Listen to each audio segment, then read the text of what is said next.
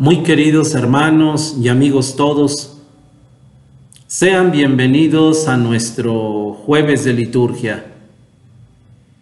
Seguimos caminando en nuestro curso básico de liturgia, en el estudio de estos documentos litúrgicos que nos ha regalado especialmente el Concilio Vaticano II y el Magisterio de la Iglesia, que enseguida fue surgiendo. Gracias por conectarse con nosotros. Ahora los invito para que en esta tarde, continuemos el estudio de la Constitución sobre la Sagrada Liturgia, la Sacrosanctum Concilium, pero ahora nos adentraremos en el capítulo número 5, que hoy está titulado El Año Litúrgico. ¿Les parece si comenzamos esta nuestra tarde de trabajo poniéndonos en las manos del Señor y pidiéndole a Jesús que nos asista ahora con la fuerza de su Espíritu Divino? Vamos a decir todos: en el nombre del Padre, y del Hijo, y del Espíritu Santo. Amén. Ven, Espíritu Santo, llena los corazones de tus fieles y enciende en ellos el fuego de tu amor. Envía, Señor, tu Espíritu y todo será creado y se renovará la faz de la tierra. Oh Dios, que has iluminado los corazones de tus fieles con la luz del Espíritu Santo, haz que seamos guiados por la dulzura de la verdad y que gocemos siempre de sus consuelos. Por Jesucristo nuestro Señor. Amén. Quedemos reunidos y asistidos en el nombre del Padre, y del Hijo, y del Espíritu Santo. Amén. Queridos amigos, esta lección titulada El Año Litúrgico en la Sacrosanctum Concilium nos presenta ahora este objetivo que vamos a pretender perseguir. El objetivo de nuestra lección en esta tarde está planteado así: reconocer que a través del año litúrgico se celebran los misterios de nuestra redención y que al celebrarlos de manera pedagógica se nos presenta la oportunidad de recibir la gracia de la salvación. Y como unas preguntas motivacionales que nos introduzcan al trabajo de esta tarde, les presentamos las siguientes. ¿Has escuchado hablar tú de lo que es el año litúrgico? ¿Cuándo empieza y cuándo termina? ¿Cómo está dividido? ¿Cuáles son los colores litúrgicos que usamos en cada tiempo? Con estas preguntas motivacionales vamos a dar paso a la lección de esta tarde. Queridos amigos, el capítulo 5 de la Sacrosanctum Concilium es un capítulo ciertamente muy breve, pero no por ello menos importante. Como nos podremos dar cuenta, el capítulo 5 de la Sacrosanctum Concilium apenas si lo conforman 11 numerales, pero que en ellos se nos va a hablar en este espíritu de la reforma litúrgica. Recuerden ustedes que durante todos estos capítulos de la Constitución, el concilio ha estado hablando insistentemente de lo que habrá de hacerse para lograr la reforma litúrgica en cada una de las materias correspondientes. Hoy, el concilio nos va a hablar de cómo habrá de reformarse el año litúrgico. Y hemos de decirles, ¿verdad?, que de los números 102 y hasta el 105 inclusive, el capítulo comienza dándonos una gran introducción de lo que es el año litúrgico. Ciertamente la doctrina sobre el año litúrgico no cambió. Eso ya se conocía y ya se sabía, pero ahora el concilio vuelve a tomar estas palabras como para recordarle a toda la iglesia y al mundo entero qué es el año litúrgico, cómo lo celebramos y por qué lo celebramos. Por eso, al inicio de nuestra lección, nosotros les planteábamos estas preguntas motivacionales, ¿verdad? Pues bien, miren, arrancamos en el número 102, rescatando lo que el concilio dijo del año litúrgico. Y comienza diciendo: la Santa Madre Iglesia considera como deber suyo celebrar con un sagrado recuerdo en días determinados y a través de todo el año la obra salvífica de su divino esposo. Y cada semana, en el día en que llamó Día del Señor, la Madre Iglesia conmemora la resurrección del Señor, que por cierto, una vez al año, celebra también junto con su Santa Pasión en la máxima solemnidad de la Pascua. Vean cómo el concilio, queridos amigos, abre este capítulo recordándonos pues qué es lo que celebra la Iglesia y por qué lo celebra. Celebra a su Señor resucitado y lo celebra todos los días, lo celebra cada semana, lo celebra el domingo y lo celebra así en todo el año. El concilio sigue diciendo, fíjense, cómo a lo largo del año el misterio de Cristo es celebrado en sus distintas facetas, desde su encarnación, desde su nacimiento y hasta la ascensión, la venida del Espíritu Santo y, por supuesto, esa espera dichosa en el retorno glorioso de Jesús. La Iglesia, en otras palabras, celebra pues el misterio de Cristo, vivo y resucitado, presente entre nosotros, pero ese mismo Cristo que un día volverá para salvarnos.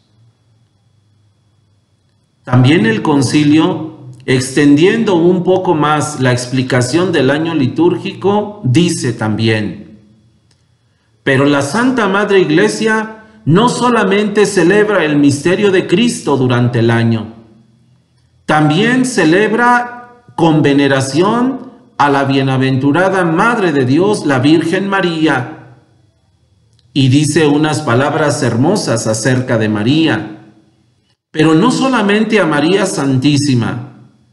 La Iglesia también celebra en el año litúrgico el recuerdo de los mártires y también el recuerdo de los demás santos, y afirma el concilio que los venera y los celebra porque estos hermanos, tanto los mártires como los santos, son quienes han llegado a la perfección por la multiforme gracia de Dios, y habiendo alcanzado ya la salvación eterna, cantan la perfecta alabanza a Dios en el cielo e interceden por nosotros.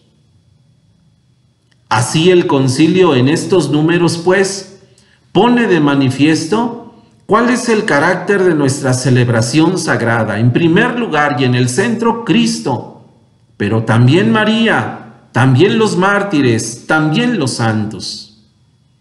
Y vean ahí en el numeral 105 cómo el concilio también tiene una última palabra cuando afirma: y en los distintos, diversos tiempos del año, de acuerdo con las instituciones tradicionales, la Iglesia también celebra y completa la formación de sus hijos a través de ejercicios de piedad, de ejercicios de espiritualidad, de instrucción, de plegaria, de obras de penitencia y de misericordia. Durante el año, la Iglesia, esposa de Cristo, entonces no solamente celebra los misterios de Cristo y de los santos, sino también instruye y camina junto con sus hijos, buscando la perfección de todos. Dicha esta introducción clara. A continuación, el concilio afirma que para poder vivir y renovar plenamente el año litúrgico, de aquí en adelante, el concilio va a dar algunas indicaciones o va a establecer algunas normas prácticas. A partir del número 106, el concilio comienza a hablar propiamente de lo que habrá de renovarse, de lo que habrá de apuntalarse en el año litúrgico. Y allí el 106 comienza manifestando su primera declaración. Vean, lo más importante de la reforma en el año litúrgico será rescatar y revalorizar el domingo como día del Señor. Fíjense cómo textualmente el concilio afirma: la Iglesia de Cristo, por una tradición apostólica que se funda en el mismo día de la resurrección de Cristo su Señor, celebra el misterio pascual cada 8 días, en el día en que se ha llamado Día del Señor o Domingo. Dice el concilio: en este día los fieles habrán de reunirse, pero más propiamente el concilio dice: los fieles deben reunirse. Y esta palabra llama poderosamente la atención porque da idea de que entonces el domingo, como lo entendemos ustedes, como lo entendemos nosotros, es un día obligatorio, de precepto, porque es el día en que conmemoramos la victoria del Señor. Así pues, los fieles habrán de reunirse a fin de que, escuchando la palabra de Dios y participando de la Eucaristía, recuerden y rememoren la pasión, muerte, resurrección y gloria del Señor Jesús. Y por supuesto, que den gracias a Dios, que los hizo renacer a la viva esperanza por la resurrección de Jesús. Y dice el concilio: el domingo entonces es la fiesta primordial. Es lo más importante y es la celebración más sagrada, el domingo. Por eso se debe presentar e inculcar en la piedad de los fieles, pero no solamente como un día de precepto y de obligación, sino también, dice el concilio, un día de alegría, de liberación del trabajo, día destinado para el Señor y para el regocijo nuestro. Por eso el concilio afirma también, miren, que al domingo entonces no hay que anteponerle ninguna otra solemnidad. Por encima del domingo no hay otra solemnidad ni otra festividad importante. Eso sí, a menos de que en alguna ocasión de verdad haya una solemnidad de suma importancia, pero sobre el domingo nunca habrá nada, porque en el domingo está el fundamento y el núcleo de nuestro año litúrgico. Sí, también el concilio dirá lo siguiente a propósito, pues, de este año litúrgico que se tendrá que reformar. Entonces hay que revisar todo el año litúrgico, dijeron los padres conciliares. Hay que dar una buena revisada a cómo tenemos estructurado todo el año, las fechas, las fiestas, las solemnidades, dijo el concilio. Pero revisarlo de tal manera que se conserven y se restablezcan las costumbres y también aquellas instituciones tradicionales de los tiempos sagrados, pero eso sí, adaptadas a nuestra época. Las adaptaciones que se hagan al año litúrgico a sus festividades y solemnidades, dice el concilio, bueno, que se hagan, pero eso sí, con el espíritu de la liturgia y con la competencia de quien tiene autoridad para hacerlo. Recuerden ustedes que en capítulos pasados ya hablamos por una parte de quién tiene solamente autoridad sobre la liturgia y quién tiene también la posibilidad de hacer esas adaptaciones. Dijo también el concilio, ahora en el número 108, que también se tendrá que orientar el espíritu de los fieles, sobre todo a las fiestas del Señor, en la cual se celebren los misterios de la salvación durante el curso del año. ¿Esto qué quiere decir, amigos? Pues que no solamente nos íbamos a concentrar en el domingo, o que solamente el domingo era el único misterio que tendríamos que celebrar durante el año, no. También hay otras fechas, otros días, otras fiestas que también conmemoran el misterio del Señor, como lo dijimos al inicio del capítulo. Por eso dice el concilio, ¿verdad? Hay que orientar el espíritu de los fieles para que celebren las demás fiestas del Señor a lo largo de todo el año. Por eso el concilio dice que hay que conservar el ciclo temporal del misterio del Señor. Y los misterios del Señor siempre habrán de estar por encima inclusive de las fiestas de los santos. De modo que se conmemore convenientemente el ciclo entero del misterio salvífico. Miren, he escuchado, por ejemplo, a propósito de lo que acabamos de decir, bueno, pues que antes del concilio existía un santoral totalmente repleto, de manera que prácticamente todos los días se celebraba un santo, todos los días había un santo para celebrar. Y entonces parecía que los misterios de Cristo quedaban opacados por tanta fiesta de los santos, inclusive algunos hasta como de dudosa existencia. Con la reforma del año litúrgico, dice el concilio, no, désele prioridad solo a los misterios del Señor. Primero a los misterios del Señor, durante todo el año. Y por favor, que no se opaque el misterio del Señor con tanta fiesta de santos, que pareciera como que lo ha venido opacando en cierta manera.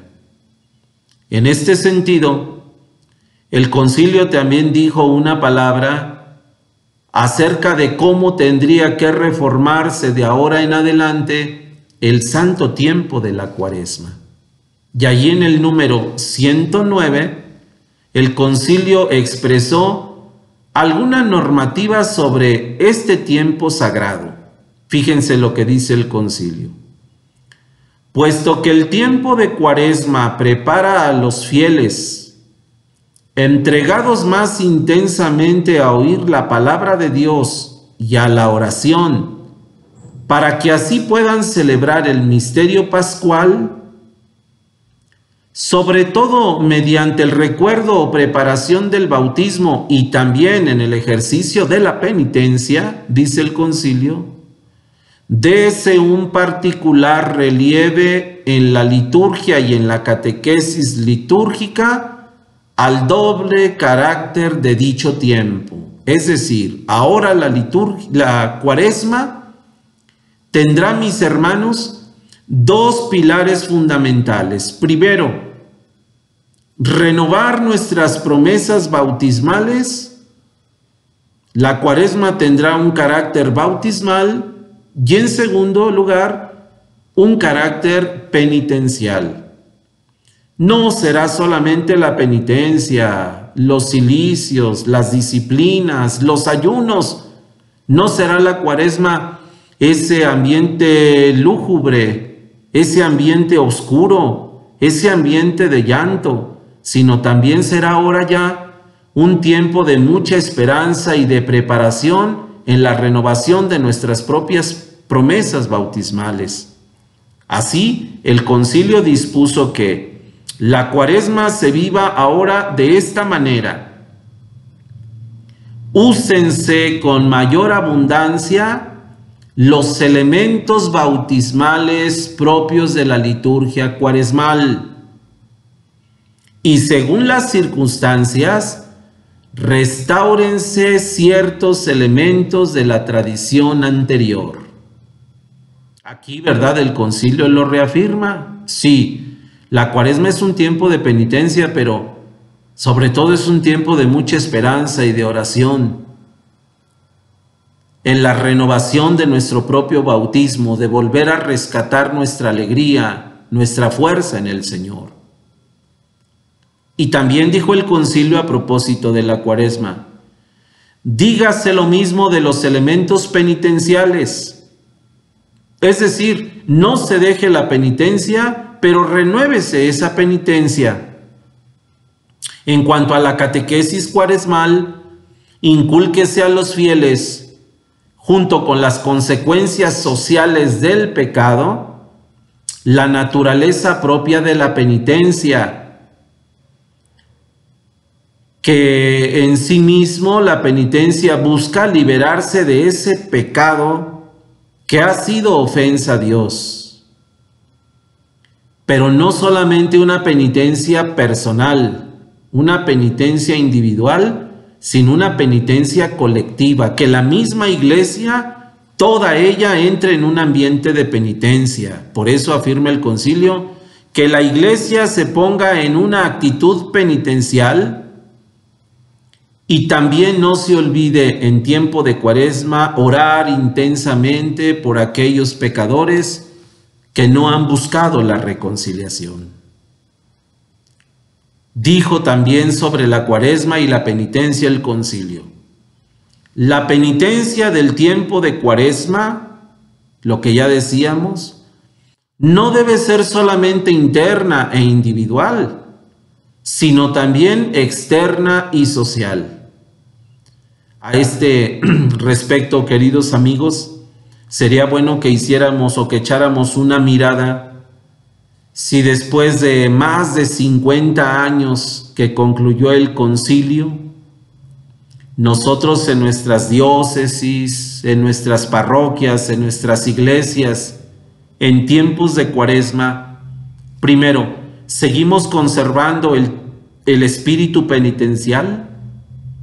Y segundo, si hemos pasado de el espíritu penitencial individual a un espíritu penitencial colectivo. Por eso dice el concilio: foméntese la práctica penitencial de acuerdo con las posibilidades de nuestro tiempo y también las costumbres que hay en los diversos países y las condiciones de los fieles. Y recomiéndese por parte de la autoridad competente, es decir, de la sede apostólica, de los obispos, de los ordinarios en cada lugar. Recomiéndese las mejores prácticas. Pero vean que esto es importante: la penitencia como algo también colectivo. El pueblo que pide perdón al Señor y que se purifica en este tiempo de gracia. Dijo finalmente el concilio: téngase como sagrado el ayuno pascual.